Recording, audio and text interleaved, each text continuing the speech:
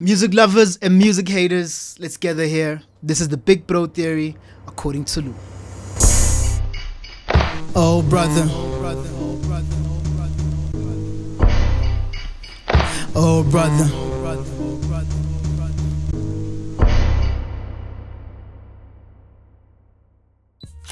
So, the Big Bro Theory, latest offering by legendary K1 lyricist Kwesta. Someone I think most of you know I'm not a big fan of, despite the fact that I do respect him as a lyricist, and his offerings as of late really kind of prove my point in terms of how versatile he is, but also a little on the offside in terms of being out there as a good writer and a good rapper. Honestly, one of the most versatile lyricists we have in the country. I can't think of a single rapper, apart from Pro, of course, who's able to mix Vernag and English and touch on a myriad of subjects with the vocabulary to deliver his message in the way Kwesta does. I imagine some people might say KO. I won't fight it too much, although I don't think KO is the same caliber of rapper, but he's decent enough to be in the conversation. On this particular project, I think Kwesta doesn't really step out of his comfort zone. Yes, it's decent, but he feels a little on the fence in terms of what exactly he's trying to do. Where is he going with this? Is this Kwesta stepping into a new zone? Is this Kwesta really remaining in his comfort? Is Kwesta trying to prove a point to SA hip hop, which for the most part in the mainstream has been a bit quiet, on the downward spiral, apart from all the new kids coming up, some of whom are featured on the album. He features the likes of Blackie on the album, who we know has been doing some crazy stuff. He has done some stuff with Nelly Furtado as well. He's doing big things in the States. He's absolutely killing it over here. So he adds a bit of freshness to this project, which in certain points does start to feel a bit stale. It feels like same old Kwesta, even though he does try to sound new every now and then. The album opens up with a bit grimy beats, some hard-hitting drums, almost menacing to a point. He opens up the joint with the intro where he does what Kwesta does. He raps about rapping, and he raps about rapping very well. He then jumps into The Throne, which is Kwesta literally putting belt to ass of everybody. Not just one ass, literally millions of asses of all the rappers that think they can match him lyrically.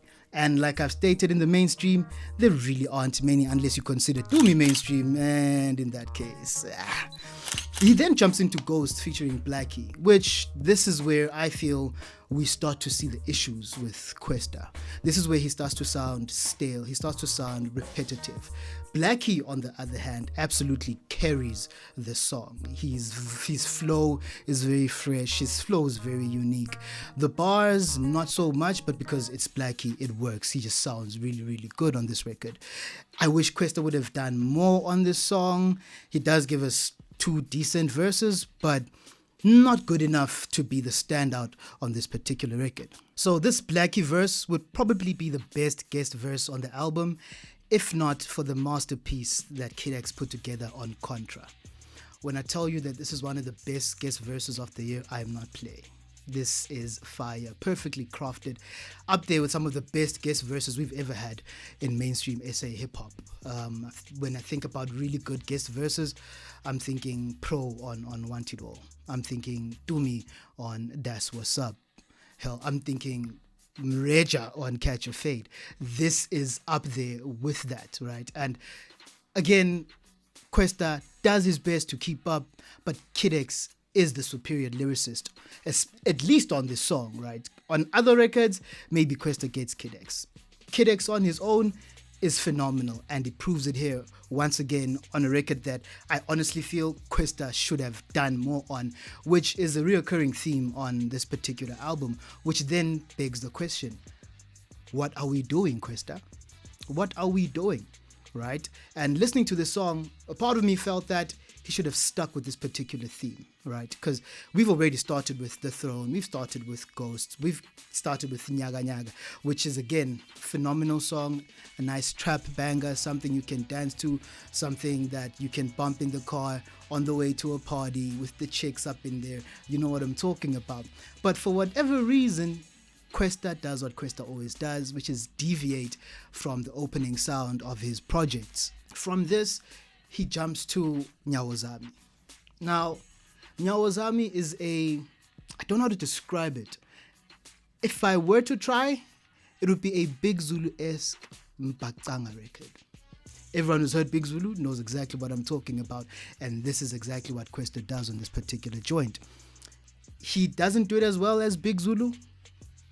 I also don't get why this particular song is on this album, which it's not the only song that sounds out of place. He has a couple of other records on this record. So Nyawozami, which features Ndabezinhle Mtungwa, again, not a bad song by any stretch. But the thing about music and the thing about crafting albums is all of the songs need to make sense in the context of this album. And this record, just like Joy featuring Nkosazana Daughter, Say Me featuring Type C, as well as Out of Love, which features Amanda Black, sound completely out of place. Not just the sequencing, but the songs themselves, right? These are songs that are very smooth, very chilled, very laid back, but the production is so different from what all the other songs on the album and everything else is put out that it doesn't feel like they should be there.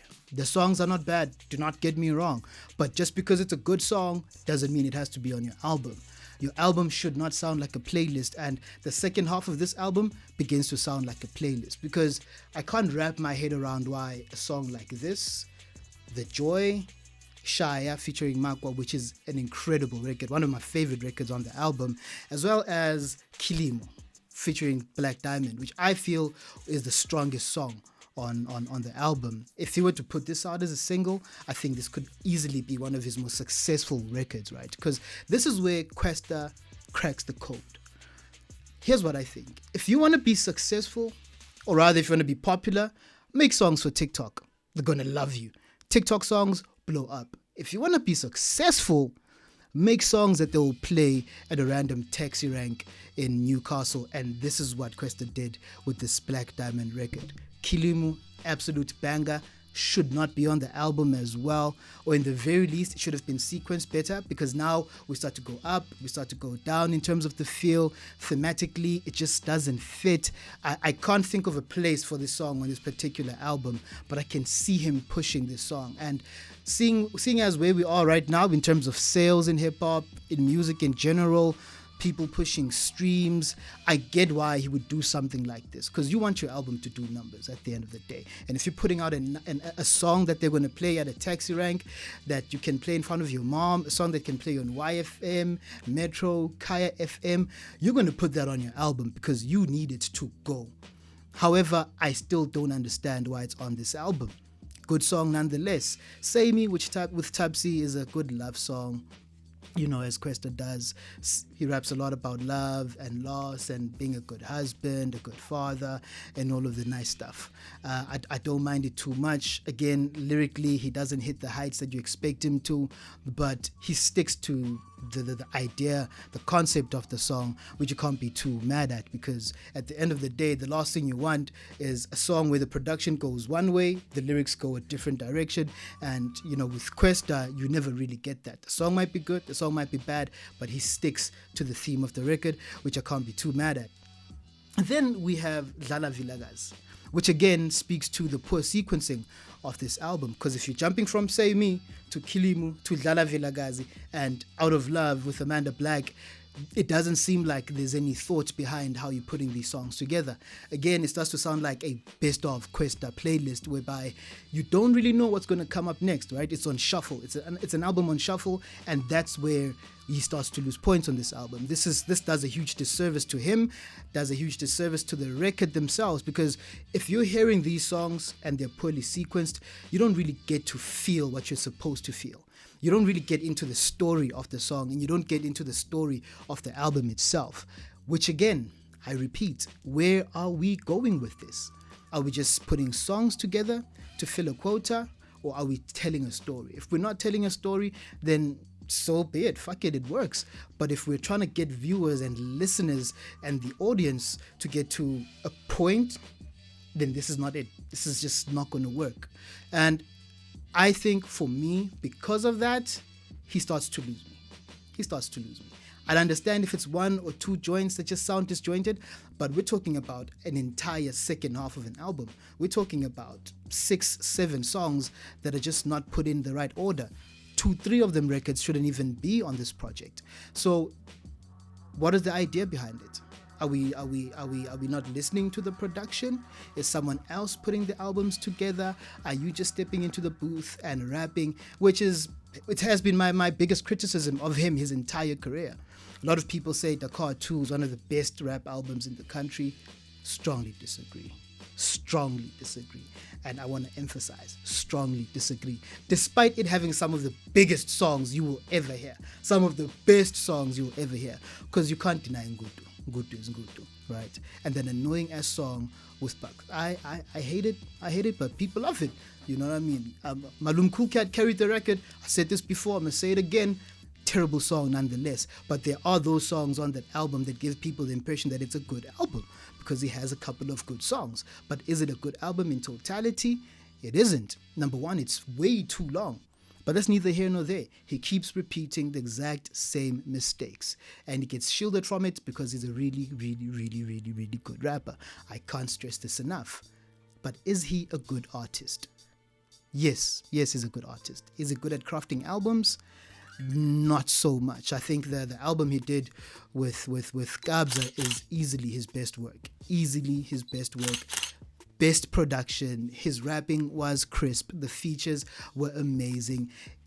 Kabza does what Kabza does. And you get the sense that even with the albums Kabza does with Maporisa, he handles that side of things because there's a structure to it. He gave that album structure. And with Kwesta, we don't really get that structure when he's doing his thing alone. And that for me is a huge problem, especially for a seasoned artist of that caliber. Someone everybody respects. Someone who is the big bro in many people's eyes.